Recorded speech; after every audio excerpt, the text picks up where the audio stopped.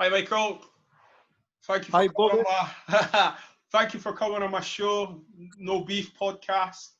Obviously, we're here today to talk about racism and to hear your views from how you've grown up, your society, and obviously in football, and anything that you've ever witnessed or experienced. So, if you just let the viewers know who you are, and tell them about yourself. Hi, guys. Well, my name's Michael. I know Bobby. I met Bobby through our wives who work together. Basically, yeah, I've grew up in Scotland all my life, as my family have. Well, going back a couple of generations, we were born in Ireland, sort of my grandparents and things, but we moved over to Scotland and we've stayed here ever since. Okay. Okay. So technically, you're a bit of an ethnic then, because Irish people are treated like ethnics as well. Aye, well, that's something I know a lot about after, like, my dad's taught me how, and this is, I would even say to a certain extent I've witnessed some of it myself. Oh, really? Wow. Yeah, aye, because brought up in Ireland. My dad was born there and there to move over to Scotland to kind of, because they were Catholics, they were discriminated against quite badly in Northern Ireland. Wow. They stayed in Belfast. Because my second name is McKenna, which is a right sort of Irish Catholic name, and my dad's dad. So my dad's granddad actually named my dad's dad William, which is a proper English name, so that he was trying to fit in.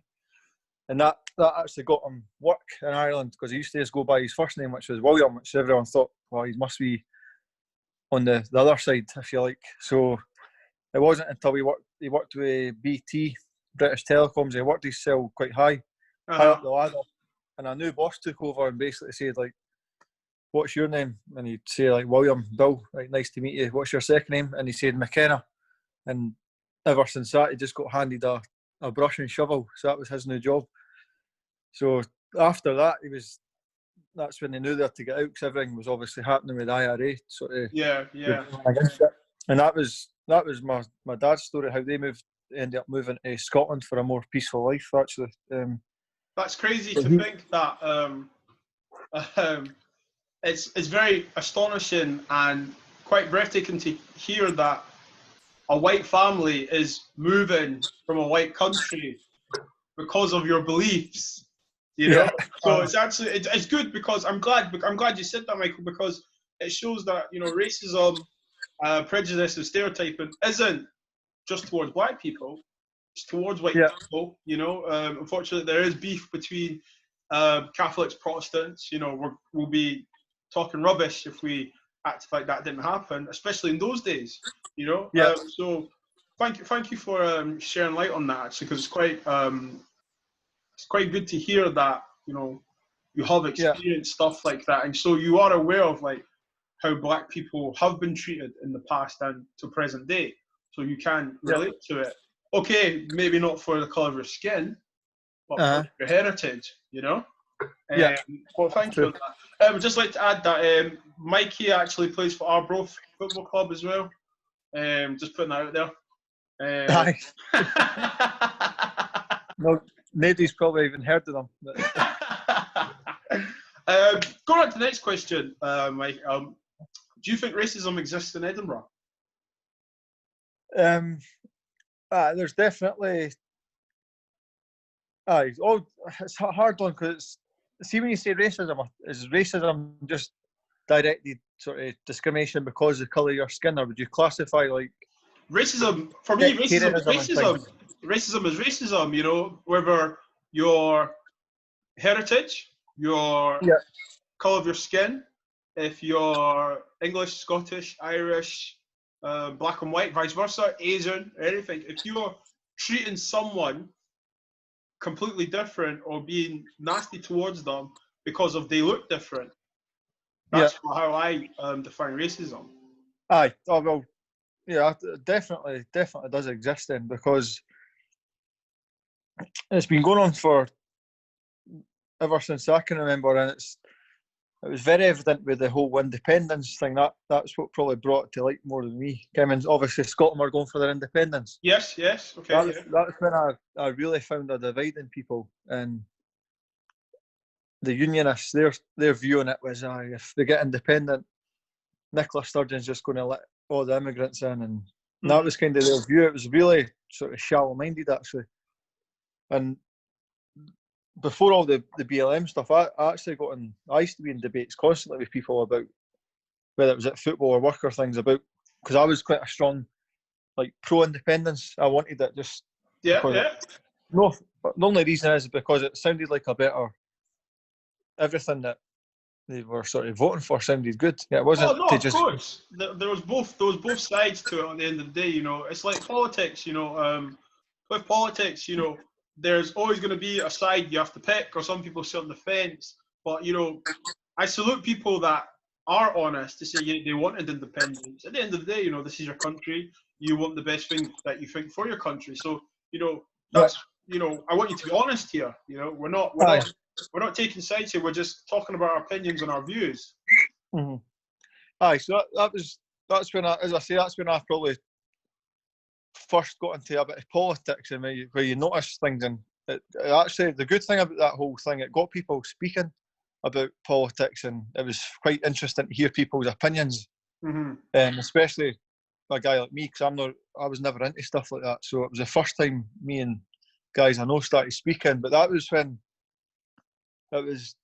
I did notice the sort of strong unionists. They were going on about protecting our country, protecting, like, didn't want to be giving our jobs away and everything. And that's when it's a shallow-minded comment that's not really backed up with any evidence at all. I used to get into arguments constantly about. I used to say, "You're saying this, you're taking a job, but then you're going to go home tonight and order an Indian for dinner." So thank you. I'm so glad. I'd just like to highlight that. The fact that you've mentioned that, it's so frustrating sometimes when I used to hear that. You're going to take our jobs, and blah blah. Do you know? I'm glad you brought food. Do you know, if you break it down, let's not just say Scottish people. Let's say British people as a whole. The amount of foreign food they eat in 1 week, that should be the beauty of Britain, okay? Because we're multicultural, as well as Scotland, like you just said, they're an Indian or Chinese or Thai or Italian, like the amount of people that eat pizza. Do you know what I mean? Exactly. So, I can agree with you on that one. It was frustrating to hear that, and it is very shallow-minded, especially when it's coming from people that you normally on everyday basis rate their intelligence. Aye. So see, for you as a white male, that's obviously not racist, not stereotyping anyone or prejudice anyone. How did that make you feel when you'd hear comments like that, even though you are a Scottish citizen? I don't know. I just sort of seen it as like a genuine lack of intelligence. Like, it was just saying. It's usually people just saying something because I've heard somebody else saying it. Maybe a lot of people are brought up. Like, I'm very thankful for how I've been brought up, especially like from my dad. Like, my dad's like the kindest person I know, and he would kind of a strong Catholic and believes in treating everyone how you'd want to be treated and things. So I'm like blessed to be. Maybe some people haven't had that upbringing, and it's just like, kind of, if you've not had a good upbringing like that, you could be following the footsteps of probably your parents or your brothers who you've looked up to, and they've had the horrible views. But when I hear these things, it's just, I don't know. I have no connection with these people, and it's hard to. That's what I was saying to you a couple of times with the BLM stuff. It's hard to persuade these people otherwise, because they're so shallow-minded. It's everything. It's hard. It's hard, and I love seeing your frustration there, and because you're lost for words, because you think to yourself, this is unthinkable. It's unheard of. Like, why would you say that, or why would you think like that? When we wouldn't think twice to order an Indian or order a Chinese. So no, it's very, very refreshing to hear your intake because you know, there are different sides, and you know, we can go left and we can go right and stuff. But you know, I don't mind if I have people on the show that are going to be right. Cool, let them speak their views, and we can talk about it. But I just feel that when certain people do say that, like you touched on, from how the way you were brought up, so the household, you know, at the end of the day, as children, we copy or imitate what our parents do. You know, Yeah, it's definitely. from eating habits to talking habits and so on, and behavior habits. So if white females, white males, or non-people of color are seeing their mum and dad talk a certain way, to them it becomes automatic. Now, are they a racist, or is that what they think is right? So they say it and act it. You know, I think that if you acknowledge that kind of situation or that kind of acting, I believe that if you know it's wrong and you still carry on with that activity, then I think the individual or the group of people do know they're racist. Because if you find out information and find out, wow, you can't say that, we all know right from wrong from the age of 5. Let's be honest here, you know. Yeah, definitely. If we offend someone and how to offend someone. So if people are still being like that, I think that they are racist because you know the effect and the consequences of using those terms, those words. So I mean, I'm glad that you're sharing light on it because there is unfortunately racism in Edinburgh. This moves on to my next question for you, actually. Okay, you touched on BLM, Black Lives Matter. That phrase, Black Lives Matter. As a white male, does that offend you? No, does not offend me in the slightest. Can I ask why?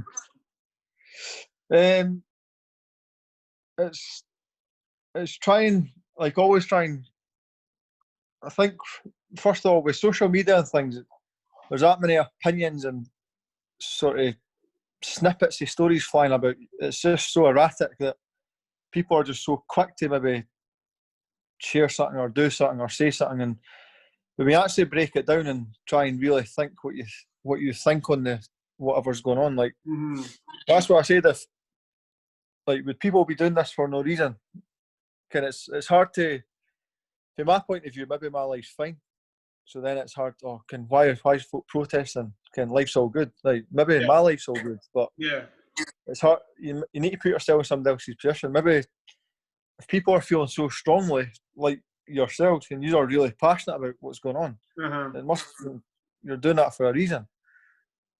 It's, as I say, it's hard to. A lot of folk will say, what's kind of usual about all lives matter and all that," but that's not the people. The people are starting to say the all lives matter thing, or they're the type of people that don't really care about anyone anyway. So that's the first time they've actually said that all lives matter. Yeah, and they're noisy that compassionate towards anyone else anyway. Well, that's the thing, and I think you have to look at the individual that debates BLM or the groups that debate it, because you know, not one black person has ever said no lives, all lives don't matter. You know, it's just what's happening right now in the world is just that we need to highlight the fact that Black Lives Matter, and it's nice to hear that because you shouldn't be offended. You know, like. And let me go online to say that all lives do matter. Yes, like your life, your family's life, your kids, my wife, my son, everyone, people that we know, everyone in the whole world, yes. But right now, in the global eye, unfortunately, it pains me to say that black people right now are a target. And that's all about the movement. It's about to raise awareness for equal rights and human rights at the same time. So I'm not going to lie, it has, you know, I've spoke to you personally about this anyway, how mentally it's just draining and how like on social media people have so much negative views regarding it, and it's just like, well, what is the actual problem then? Like if you were saying white lives matter, if it was reversed, you know, as my friend, I'd stand by you and be like, yes, white lives do matter because Aye. you deserve to be treated equally, Yeah. regardless. And like you said, there are a few shallow-minded people that unfortunately think all lives matter and so on and get on the band brigade, which I get that, but then I think it's all about the education, obviously, and the upbringing. If you actually feel that all lives matter, okay. However, acknowledge the situation at hand and what's going on. You know. Yeah. So, no, thank you for answering Aye. that. Yeah. Would you like to add anything more to that? It's. I mean, what? It's hard for me to understand. But what kind of would you say you've personally experienced racism in Edinburgh? I've since I was living in Edinburgh since I was 9 years old, and I've experienced racism since from the very first day of primary school. A boy basically wanted to have a fight with me. Bear in mind, it's my first day at primary school. He wanted to have a fight with me because I was 9 years old and because I was black and I had a Cockney accent, just from London. And I said to him, I was like, look, I don't want no trouble. And my friends that were nice to me on that day were saying, we'll walk you home. But my mum, from where we lived, you could see the primary school playground. And my mum shouted from the playground saying, if he wants to fight you, beat him up then he won't fight you again. Now, you know, we've all been told a bully hits you, you hit them harder, they won't come back. But, you know, as you get older, violence is not the answer. You can't punch every person. That's from 9 years old. I've had it on the football park. I've had it walking down the road with my wife. I've had it in the shops. I've been followed by security guards in the shops, you know. I was saying to the councillor earlier off the record saying that, you know, if I go into a shop and walk around and I realise that they've got nothing I have, Yeah. what it's like to put your hands out in front of you and walk slowly just so they know that you've not stolen anything, you know? Aye.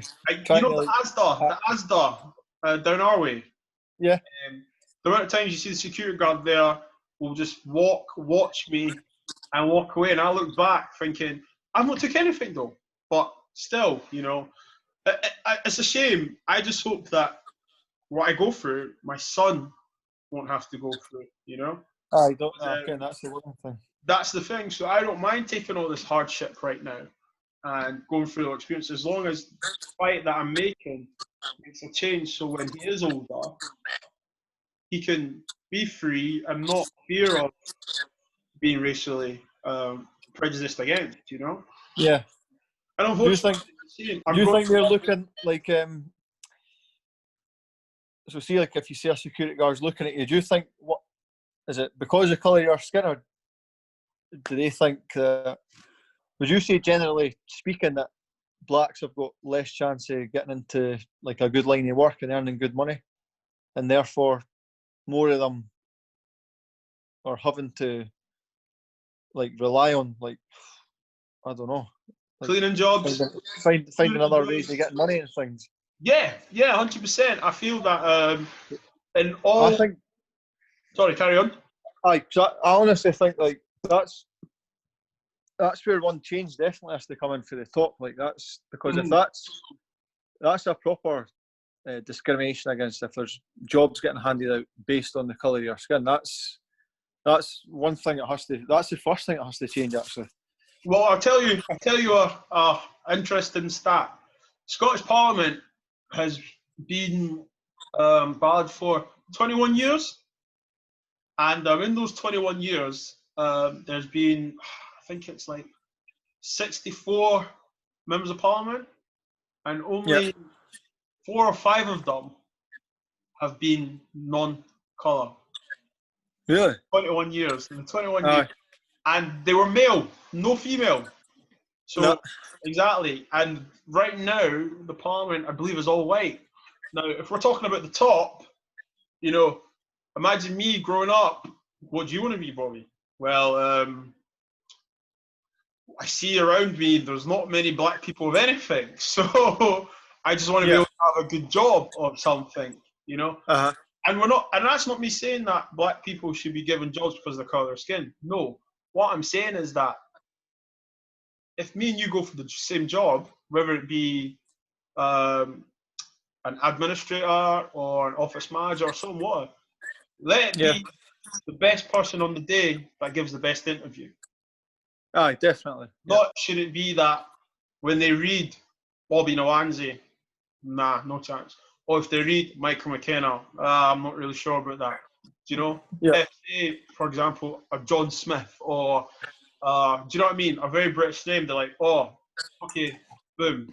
That has to change because, like, for example, in my line of work, we are attacking change because if there is discrimination, I can't go to a white male or a white female and tell them how I feel because you can show me empathy, but you're not going to be able to understand or relate. No. So to me, what's the point complaining? Or because I know you're just going to try and dot a few I's, cross a few T's, and try and come to a resolution when really the resolution should be a lot higher and dealt with a lot more serious than a mediator and stuff like that. But don't get me wrong, I could go all the way into that, but I do agree that unfortunately, especially in some industries, like a lot of white collar jobs, you know, like unfortunately there's not many black people. And here's a stat for you: on my floor at work, there must be about 100 people. There's only 2 black people on my floor, and we're in the same team. Oh, really? Yeah. So, like, you know, so if we're going to talk about diversity and stuff, you know, it does need to change. But I do believe the change has to start from the top, and it also has to start from the individual, from the household. You know, do you, besides me? Here's a question, throwing you off topic here. Do you have any black friends or Asian friends or anything like that? I've met a lot. Besides me, obviously. Aye, I've met a lot of black friends through football. When I played with Livingston, there was 3 black males in my team. I still keep in contact with 2 of them. One's they're both from England actually, and one's playing with Yeovil now, Miles Hippolyte. Okay. And when he was at Livingston, he was one of my best mates actually. He moved up from Brentford in England, so he just got digs in Livingston. So I kind of kept in good contact with him, and I texted him just because obviously he was on his own after training and things. So I was. Can imagine. But honestly, that's what I tried to say to you. Like, that wouldn't even cross my mind to act any differently or treat someone differently because they're like a different colour of skin to me. That means absolutely nothing to me.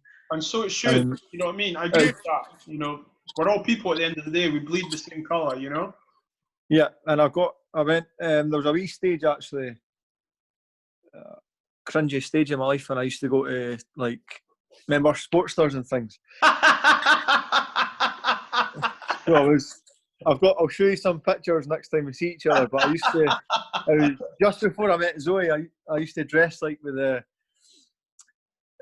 was a group of guys. They were from like Saudi, and they moved. They were over here at uni. Oh, nice. Rabat. One of the guys was Rabat. Okay. You probably know them for Lulu's and things, and then Tyrone Hendry. I was at college with him as well. I know Tyrone actually. Yeah, I'm going to get Tyrone on this actually. Yeah, I know Tyrone. I'm actually going to his tomorrow. Oh, really? Training, yeah, for training. If you tell me you spoke to me, I'll know, because I still speak to him on social media and that sometimes. Oh, nice. Small world. Small world. I wouldn't say I've got many black friends that would contact, but I don't have a large group of friends as it is. I'm not really, obviously having kids quite young in that, my friend group got a bit smaller just with time being limited and things, but I've got a lot of different mixed races of people that I speak to, and I'm very comfortable speaking to, comfortable going to their house, whatever. You still got to come to my house, just putting that out there. Aye, I can. Garden party. Definitely. But final question.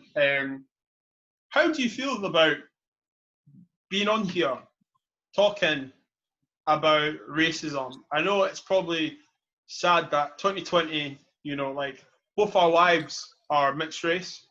They're half Scottish. I believe she's half Scottish, isn't she? Zoe. Yeah. Zoe, yeah, she's half Scottish and half Pakistan. Exactly, and obviously my wife Sonia, she's half Scottish, half Algerian. So culture is not a problem for us, And there's obviously, unfortunately, times that we've had to talk about racism or deal with racism. But on this platform now that we're on a podcast, we're talking. How do you feel? Like, are you comfortable? Are you happy to be able to talk about it? Yeah, it's quite as I was saying, it's quite looking forward to doing it because I've never really had a platform to speak about things like that, and it's good to actually probably be something I'd like to get into actually, to try and because I feel like my views about it kind of I feel they're quite good. Like I try and just treat everyone equally. So I think if everyone had that frame of mind, I think the world would be a better place. In terms of just if it's a simple sort of rule to go by, if you treat people how you'd want to be treated yourself. Yep, and I agree. I mean, some might say you're a role model, footballer, family man, happy guy, So I think that I thank you very much for coming on and hearing your views. And I hope the listeners, have learned something different today, that I'll highlight that not all white people are racist, not all black people are criminals, Yeah, exactly. Unfortunately, there is minorities in every race that are ignorant, and fortunately, we have to live in the same world as them. But we both pray and hope to God that change is coming, and and we hope those ignorant people can be open-minded and change their minds.